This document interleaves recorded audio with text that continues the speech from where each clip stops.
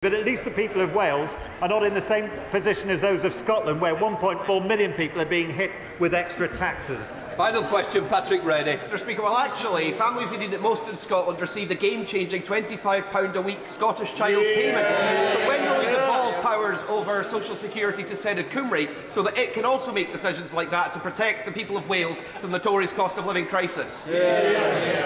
Mr. Speaker, I can assure the honourable member that all members of Cabinet are committed to resolving the cost of living problems that have come about as a result of the problems of the COVID pandemic and the war in Ukraine, which is why our first priority is to halve inflation, Mr. Speaker, as well as growing the economy and reducing debt and stopping illegal immigration into this country, and where we're responsible for it in England, to reduce hospital waiting lists.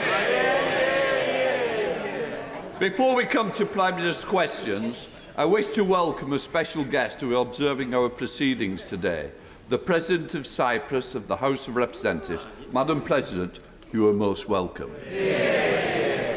I also wish to make a short statement. I am sure the whole House will wish to join with me in celebrating the fact that today is the 75th anniversary of the founding of the NHS. A couple of days before it started, the Health Minister, Aneurin Bevan, said in a message to the medical profession, "On the 5th of July, we start together. The new National Health Service. It has not had an altogether trouble-free gestation. There have been understandable anxieties inevitable in so great and novel an undertaking. But the sooner we start, the sooner we can try together to see these things and to secure the improvements we all want. It is fair to say that 75 years later, the NHS still faces challenge, but it is right today that we celebrate an institution which treats over 1 million people a day. In particular, I'm sure members across the House want to join me in celebrating the staff of the NHS, past, present and across all our constituencies. To them I say, on behalf of the House, thank you for your outstanding contribution to the health and well-being of us all. And of course, the National Health Service Act is a reminder of the vital role of this House in creating debating legislation as part of a democratic process. So I say to previous MPs, thank you for what you did. We will not forget. Let us now start with Prime Minister's questions. Stephen Metcalfe. Number one, Mr. Speaker. Deputy Prime Minister. Thank you, Mr. Speaker. Well, Mr. Speaker, I have been asked to reply on behalf of my right honourable friend, the Prime Minister, who is actually attending a service right now in Westminster Abbey to celebrate the 75th anniversary of the NHS. And, Mr. Speaker, may I associate myself with your comments.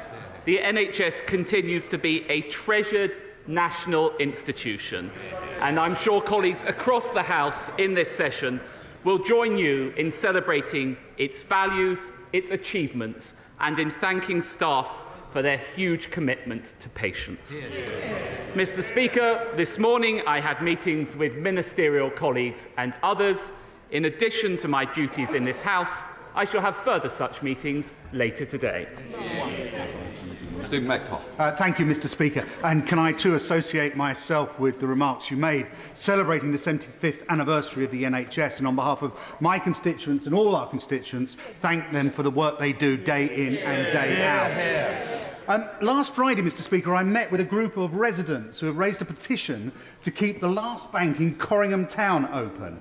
The viability of our town centres is often dependent on the presence of a small number of anchor businesses, such as a post office or a bank. Can my right honourable friend therefore tell the House what action the government can take to ensure that at least one of these maintains a high street presence to support businesses and residents alike, particularly when these organisations have received significant government support? Well, my honourable friend is absolutely right to raise this issue. Banks are a cornerstone of our high streets. Of course, it's ultimately a commercial decision for banks, but I do think it's right that they take into account the views of local communities, and I'm sure the bank in question will have heard the remarks to the House from my honourable friend, and I trust that they will take appropriate action. I now come to the Deputy Leader of the Opposition, Angela Rayner. Thank you, Mr. Speaker, and can I associate myself and thank you for your opening comments regarding our NHS, and thank all of those staff that have worked and continue to work in our NHS today. And I'm sure members across the whole House will join me in paying tribute to Lord Bob Kerslake, a decent and kind man who accomplished so much in both local and national government during a lifetime of public service. Our heartfelt condolences go to his family. Mr. Speaker, I'm glad to see the right honourable gentleman here today. I think I'm right in saying that I have the pleasure again next week, 2 weeks on the trot. They really have given up. Every day, 4,000 families' mortgages deals expire, 100,000 more since we last met, and millions more next year. Families are sick with worry about the cost of the Tory mortgage bombshell. Do they still claim to be the party of home ownership? Good luck with that. Well, may I begin by associating myself with the Right Honourable Lady's remarks about Lord Bob Kerslake. I knew him from my time in Downing Street. He was a stalwart public servant, and he will be missed by many on both sides of this House. It may come as a surprise to the Right Honourable Lady, but actually some leaders trust their deputies to stand in for them.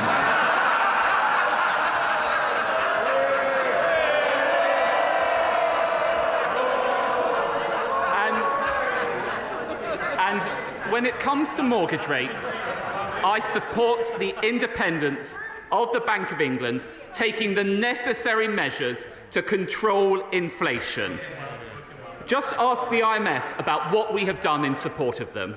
They've said we have taken decisive and responsible action to bring down inflation, and we will continue to do so. But what's Labour's plan? To borrow £28 billion a year, pushing up inflation. To cut our domestic energy supply, pushing up inflation. And to penalise workers saving into their pensions, pushing up inflation. There we have it from Labour. Endless borrowing and higher prices. Angela Rayner. Mr. Speaker, we've had 13 years of Conservative failures, and that homeowners watching that pathetic answer will be cringing that they aren't celebrating the government's success. They're counting the cost of their failures, and the only thing that's not soaring in prices at the moment is these gags that are getting cheaper by the minute. And Mr. Speaker, it's not just homeowners that are suffering. Security of renters have been ripped away too, with higher mortgage costs handed directly to them. Given most renters live in homes with buy-to-let mortgage, can he tell us, are buy-to-let properties included in their mortgage support package, yes or no? Definitely.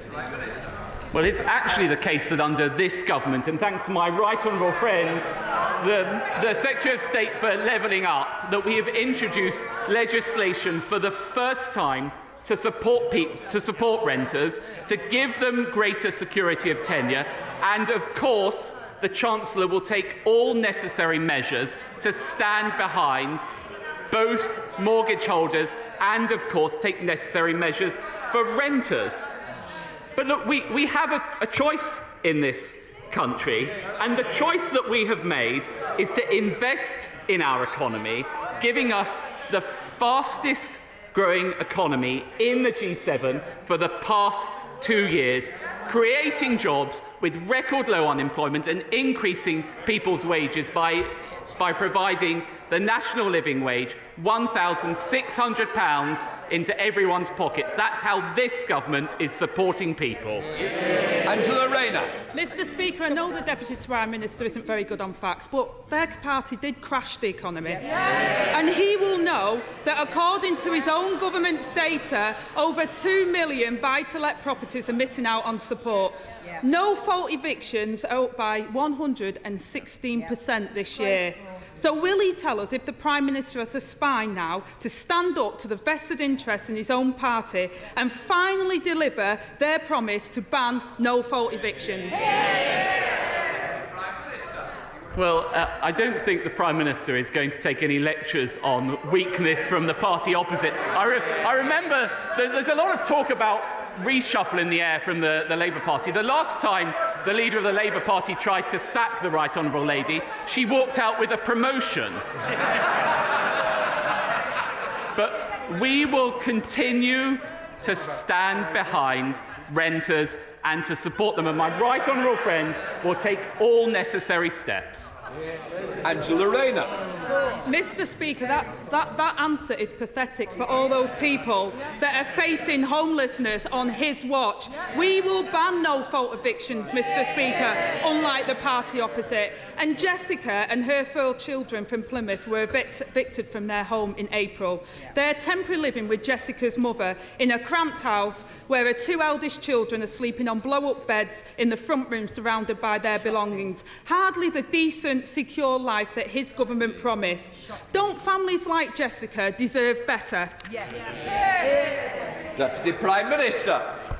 I'll tell you what we're doing for families like Jessica's.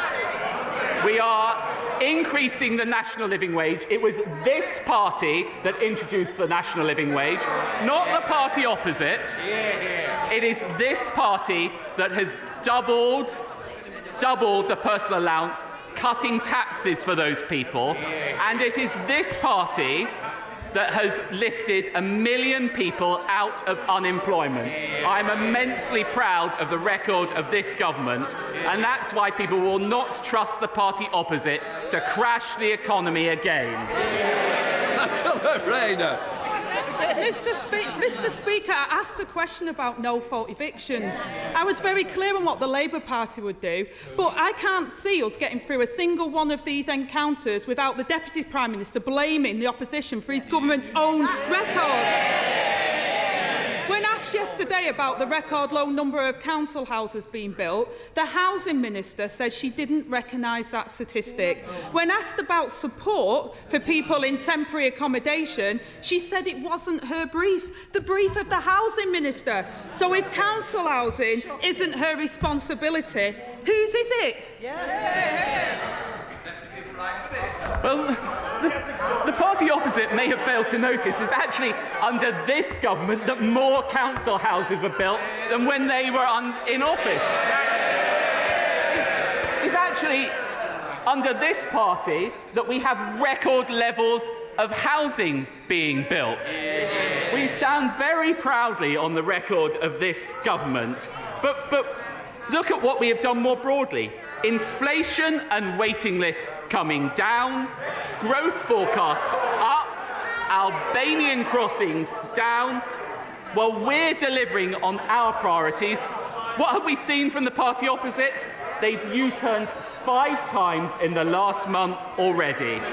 The record is clear. The only thing you can rely on the party opposite to deliver is broken promises. Angela Rayner.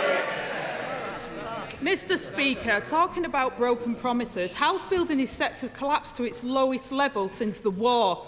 Rents and mortgages are soaring, home ownership is plummeting, and over 1 million people are trapped waiting for a council house. There is one simple solution to this problem, and everyone knows it. So when will he finally stand up for the national interest instead of their own interests and build more houses? Prime Minister.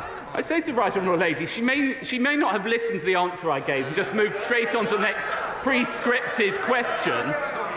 We have built more houses under this government than the party opposite. And I'm afraid it's the same old thing from her. She stacks up the endless job titles, she takes the union cash, and she constantly talks Britain down. That's why we will do everything we can to keep Labour out of people's pockets, out of their lives, and out of government. Thank you, Mr Deputy Speaker. I might respectfully say to the Deputy Leader of the Labour Party, if she wants to know what we're doing on rental reform, she can look at the rental reform bill that this government is introducing. But on a Is that your question? Well, I think you ought to ask your question. My question, Mr Speaker, is about the Slapton line in my constituency. Can it be right that Natural England is holding back major infrastructure development in South Devon and not allowing us to keep key infrastructure being developed? Well, my honourable friend is absolutely right to speak up for the Slapton line. It's one of the most beautiful roads in the country. I understand that the Slapton line partnership, which includes Natural England and the Environment Agency, are working closely with the local community on their plans. We now come to the Deputy Leader of the SNP, Murray Black. Thank you, Mr Speaker. I would also like to begin by thanking all of the staff in our health services across these aisles. And as we celebrate the 75th anniversary of the health services in the UK, I want to reflect on two quotes from two people. The first one is, it's about using the private sector more, something we should be very comfortable with. The second quote is, people go as NHS patients to the private sector and we could do more of it. Can I ask the Deputy Prime Minister which quote is from the PM and which is from the Leader of the Opposition? Well, Mr Speaker, may I actually just begin by saying genuinely how sorry I was to hear that the Honourable Lady will be standing down at the next election. She and I joined this House at the same time, and I know she has contributed much to her party and to this place. And may I also say I'm sure she will wish to join me in celebrating His Majesty King Charles receiving the Scottish regalia, I think pretty much as we speak.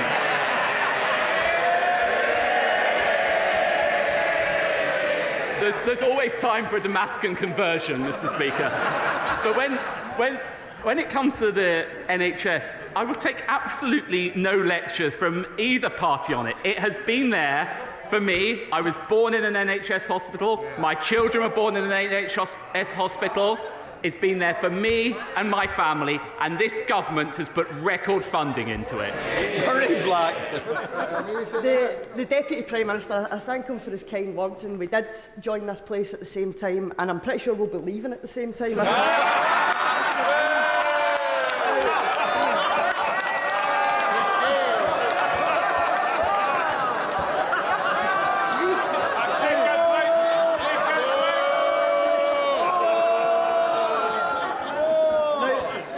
One problem that faces the health service across these aisles is workforce, and research shows that Brexit has worsened the UK's shortage of doctors. Yep. European nurses registering to work in the UK fell by 90% after the Brexit referendum. Wow. What more will it take for both him and the Labour Party to admit the damage that Brexit is causing our health services? Well, it all started off so nicely, Mr Speaker, but I don't know whether the Honourable Lady has actually been listening to what the government has announced this week. We announced an additional £2.4 billion for our groundbreaking NHS workforce plan. That is the first time in the NHS's history that has happened. And if you look at the record since this party came to power, almost 40,000 more doctors and more than 50,000 more nurses. Once again, the Conservative Party delivering for the NHS. Sir Edmund Lee. Tonight, at West Lindsey's planning meeting, the RAF will apply for listed building consent to move the grave of Wing Commander Guy Gibson's dog. Apparently, the Home Office are quite content for 2,000 migrants to be cooped up next to 1,000 of my constituents living near the base, or actually on the base. But the RAF think it's intolerable that they should leave the grave of a dog who's lain in peace for 80 years. More importantly, will the Home Office start listening to us? If they insist on this proposal, will they put the illegal migrants at a discrete part of the base and let us get on with £300 million worth of levelling up, 100 buildings, many of them listed, a 2-mile-long runway, a spaceport, and let the dog lie in peace? Well, I think my honourable friend knows that we do have to take action to address the unacceptable cost of housing migrants in hotels. And I actually thank him for his constructive approach that he's taken to RAF Scampton playing a role in respect of that. Of course, Home Office ministers will have heard his broader representations, and I'm sure they will respond to him. Sir Geoffrey Donaldson.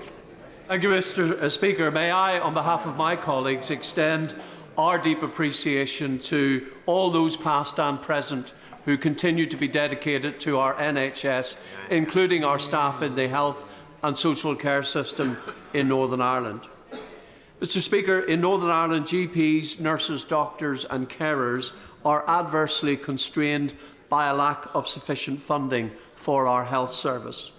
The Northern Ireland Fiscal Council have highlighted that our allocation falls beneath need, which compounds the difficulty year on year. Can the Deputy Prime Minister assure me of the willingness of the Government to engage on this issue and to ensure that public services get what they need to continue delivering for the people of Northern Ireland?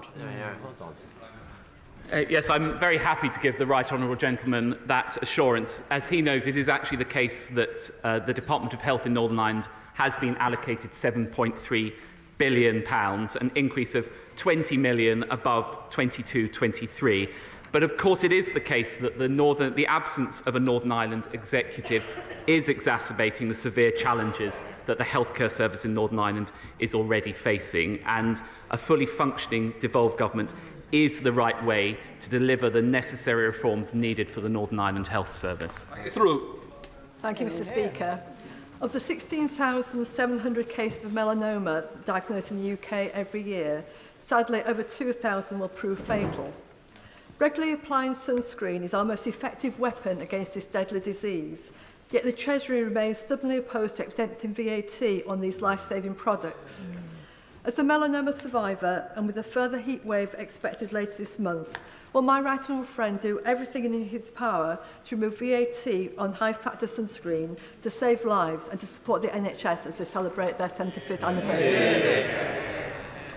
Well, my honourable friend is absolutely right to raise the dangers of melanoma. As a fair-headed person with a fair-headed family, where I'm acutely conscious of the need to wear sun cream. I won't trespass onto Treasury decisions in this setting, but I know my right honourable friend, the Chancellor, will have heard her representations. Crawley. Mr. Speaker, after 13 years of Tory government, this government's record is pretty dismal. Let's consider spiralling out of control inflation, interest rates set to hit 6.5% by the end of the year, energy prices double the rest of Europe, food shortages and strikes across the public sector and NHS, and graduates leaving university today with mountains of debt and little to no prospect of home ownership. Let me ask the Deputy Prime Minister, will he admit his Tory government's failure and urge the Prime Minister to call a general election now? Deputy Prime Minister. Well, rather than focusing on playing politics, we're actually delivering for the British people. I listened to the Honourable Lady's litany. I was interested to note that her leader has been in power for 100 days. And what's their record been? 3 failing First Ministers, 2 unfinished ferries, and a failed deposit return scheme. I think we can all agree the people of Scotland deserve better.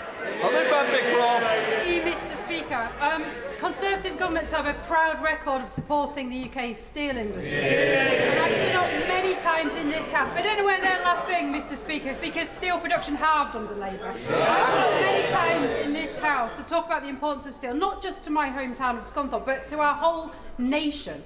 So will my right honourable friend agree with me? We are always going to need steel in this country, and if we can't make it ourselves, we're going to have to ship it all from the other side of the world with all the emissions, environmental and ethical concerns that will inevitably bring. Will he reaffirm today the government's commitment to making sure that we take further measures to ensure that we have a sustainable, long-term steel-making production in this country? Well, I'm very happy to reaffirm this government's commitment to steel manufacturing, and I pay tribute to my honourable friend, I know what a champion she is for steel production in Scunthorpe, and long may she continue to do so. We have made meaningful offers of support to Tata and British Steel, and the Secretary of State recently visited Tata and British Steel to see firsthand the work underway. Jamie Stone. Mr. Speaker, I'm sure that the Deputy Prime Minister will be as pleased as I am that work is well underway to construct the southern spaceport. In fact, it is ahead of schedule. Recently, the North Coast Space Cluster has been developed involving enterprise agencies and companies. Does the Deputy Prime Minister agree with me that this can build massively on the skills that have been built up for over many years at Dounreay? And secondly, that the establishment of links, international links, with possible companies in the United States can only be good news for the far north of Scotland? Yes, I completely agree with the honourable gentleman's remarks. The development of this new spaceport is a key part of our ambition to grow the UK's space launch capabilities, and it is the fact that the first 3 years are expected to reach £20 million of investment, creating 40 jobs, and we are working with the United States, particularly through the Technology Safeguards Agreement, to allow UK companies to exchange technology with the United States. Aaron Bell. Thank you, Mr. Speaker. Could I associate myself with your comments about the NHS and pay tribute to all NHS workers, both in Newcastle-under-Lyme and across the country? And on that note, could I welcome the new long-term workforce plan, and in particular the extra 40% places for dental schools? Access to dentistry has been an issue for a number of my constituents. And would my right honourable friend consider the merits of actually opening new dental schools, not just new dental places? Keele University is one of the best medical schools in the country and would make an excellent site for a new dental school if that would be... Well, as ever, my honourable friend makes a very strong case for his constituency. As a result of the NHS long-term workforce plan, we are currently assessing capacity at existing dental schools to see whether they can accommodate the expansion in training places. But of course, we retain an open mind as to whether we need further such education facilities. Kim Leadbitter. Thank you, Mr. Speaker. It was a pleasure to join colleagues from across the House this morning for the NHS 75th anniversary park run on this special day. However, my joy was short-lived when I returned to my office to find the usual array of emails from desperate constituents who cannot get a doctor's appointment, a dentist's appointment, access to children's mental health services or proper care for their loved ones. Does he agree with me that, as today's report from 3 highly respected think tanks suggests, after a decade of underinvestment, our beloved health service faces either managed decline under the Tories or a Labour government with a radical new health and wellbeing strategy putting its back on its feet? Well, Mr. Speaker, it may not surprise you to hear I don't agree with that characterisation. Actually, I'll tell you about this government's record on the NHS. Record funding, record doctors, record nurses, record scans, record operations. The only record from the party opposite is in Wales, where they now have the worst A&E waiting times in the country. The only other record is the length of the answers. Maybe we could speed up with Richard Drax. Thank you, Mr. Speaker. Can I associate myself with your comments about the NHS? My constituents in Weymouth and on Portland and I are getting a little tired of being told that placing a migrant barge in our port is in the national interest. It is not in the national interest, nor in ours. This barge, designed for 222, will accommodate 506 illegal migrants, already testing our overstretched resources. It was imposed on us without any consultation.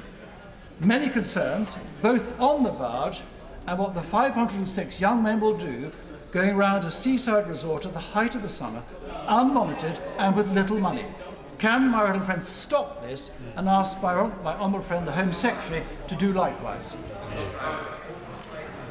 Well, I'm sure my honourable friend appreciates that we need to reduce the bill of housing asylum seekers in hotels, and we need to look at different measures to accommodate them. Of course, I am very happy to engage with the honourable gentleman. I'm sure the Home Secretary will do as well, to ensure that we can find a satisfactory solution in his constituency that protects his constituents' interests. Arlene Harris. Thank you, Mr. Speaker. Last week, the coroner found that the cause of Luke Ashton's suicide in April 2021 was gambling disorder. Immediately before his death, Luke, bombarded with inducements, placed over 1,200 bets. At no point did the operator intervene. From his previous brief, the Deputy Prime Minister will have extensive knowledge of the harm these inducements cause. So does he agree that the commitments to curb advertising and promotions in the Gambling White Paper do not go far enough to reduce harm and prevent more tragedies like Luke Ashton's suicide? Well, the Honourable Lady will know from our conversations when I was Digital Secretary that I share her concerns about gambling inducements, and indeed I pay tribute to her for her campaigning on this issue. I think we have got a very good set of proposals in the Gambling White Paper, and that sits alongside the 2019 NHS long-term plan, which committed to 15 specialist units across England to support those with gambling addiction by 2024. So I think we have good proposals in place. Smith. Thank you, Mr. Speaker. May I draw the House's attention to the fact that we have the Chief Minister of His Majesty's Government of Gibraltar in the gallery, Fabian Picardo. Can I seek an assurance from the Deputy Prime Minister that as the UK-EU negotiations with regard to the border between Gibraltar and Spain continue, that the sovereign, freely expressed opinions of the Gibraltarian people to remain British will be protected, as well as their security and economic interests? Well, I'm very happy to give my honourable friend and indeed the First Minister of Gibraltar exactly that assurance. This government will always stand up for the people of Gibraltar and their right to determine their own future. Gerald Jones. Thank you, Mr. Speaker. Sarcomas are cancers that can affect any part of the body, inside or outside, including muscles, bones, tendons, blood vessels and fatty tissues. Sarcoma is rare. 15 people diagnosed every day in the UK, around 5,300 around the UK, including families in Merthyr Tydfil and Rumney. Awareness is low, and as this is Sarcoma Awareness Week, could I ask the Deputy Prime Minister if he'll meet with me and families affected so that we can discuss what more the government can do to raise awareness and vital funds for research going forward? Well, I'm very happy to give that commitment. I think probably best on behalf of health ministers. And indeed, one of my colleagues in Downing Street, who was the Prime Minister's PPS, sadly died of that disease. So I have a great awareness of it, and it's important that we continue to raise its profile. Mr. Speaker, last week, as an alumni of Durham University, I had the pleasure of going to the installation of Dr. Fiona Hill as the new Chancellor. Dr. Hill started in Bishop Auckland, couldn't afford a school uniform to go to the high school when she got a scholarship, finished up working in the White House, and is an example of social mobility beyond it. That's what she's going to be championing as the new Chancellor. Could I ask me to encourage the Secretary of State for Levelling Up to work with me and the Left Behind Neighbourhoods APPG to do everything we can to support her? Well, I join my honourable friend in relaying the government's congratulations to her, and I will ensure that the Secretary of State hears the representations that he made. Stephen Doherty. Mr. Speaker, universities in Cardiff and indeed across the UK are home to world-leading research and innovation, but thousands of jobs and huge amounts of expertise are now at risk because of the government's dithering in negotiations over Horizon. The FT reported last week that Sir Paul Nurse, Nobel laureate and head of the Francis Crick Institute, describing the delays as absurd and damaging science and damaging the country. So is the government still committed to negotiating a deal? And if they are, why don't they get on with it? Well, since we agreed the Windsor Framework, we've had very constructive discussions on Horizon, but the difference between my party and his is that we won't accept a deal at any price. We will wait until we get the best deal for the British people and British universities. Karen Bradley.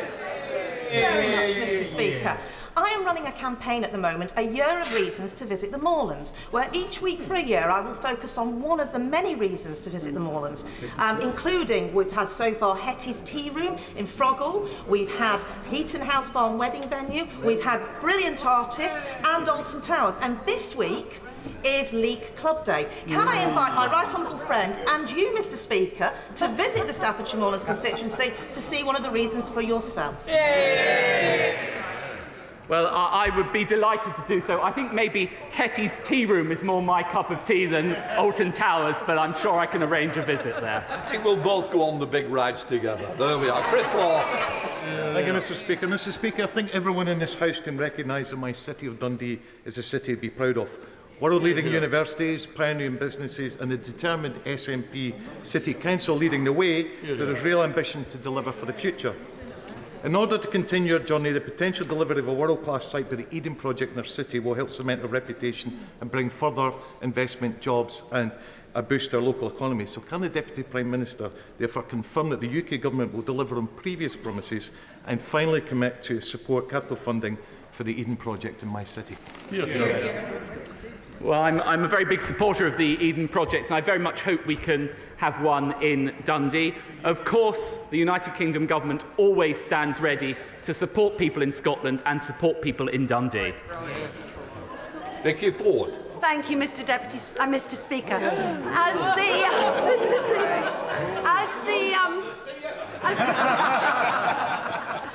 As the child of 2 NHS doctors, the sister of an NHS doctor and the wife of an NHS doctor, can I also say thank you to everyone who works in our NHS? And will my right honourable friend send particular congratulations to the medical students from the new medical school at Anglia Ruskin University in Chelmsford who are graduating as doctors in a couple of weeks' time. It's the first time we've ever trained doctors in Essex. It's been hugely successful. Will he meet with me to discuss doubling the size of our medical school?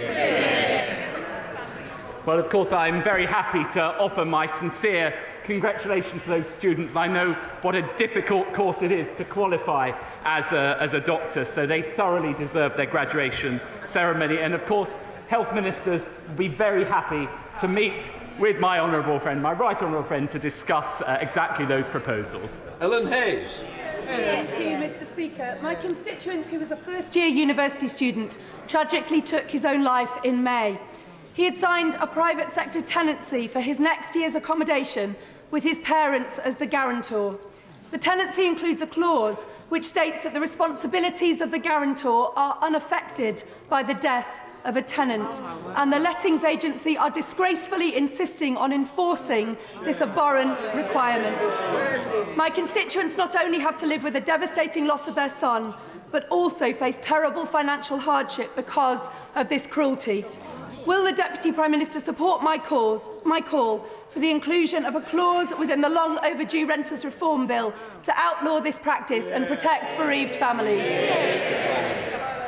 Well, what the honourable lady described sounds totally abhorrent, and I'm very happy to look into the details of it and discuss what measures might be brought forward to address it.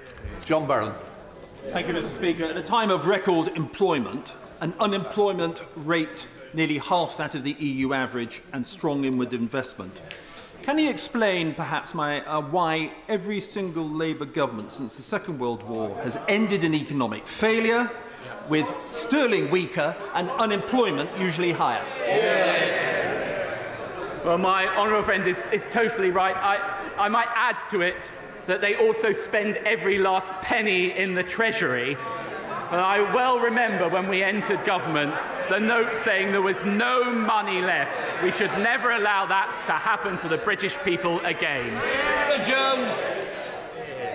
Thank you, Mr Speaker. Our absentee Prime Minister didn't turn up to the Owen Paterson vote, he didn't turn up to the Boris Johnson vote, he won't stand up to the MPs who called the Privileges Committee a kangaroo court, and yesterday he embarrassed himself by acting like a stroppy schoolboy in front of the Liaison Committee.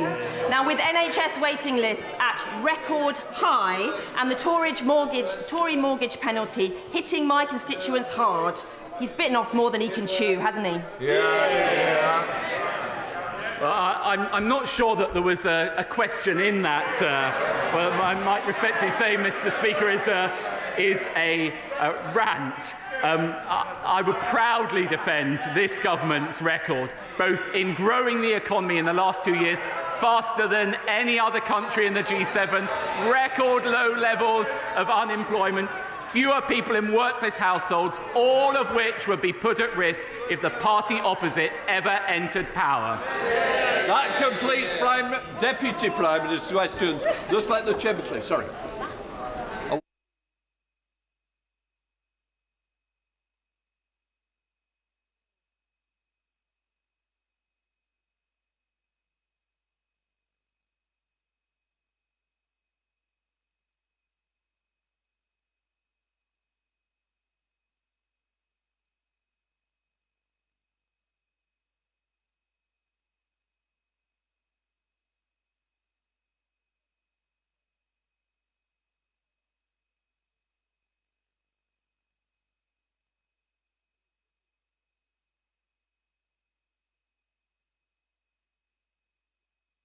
Order done, but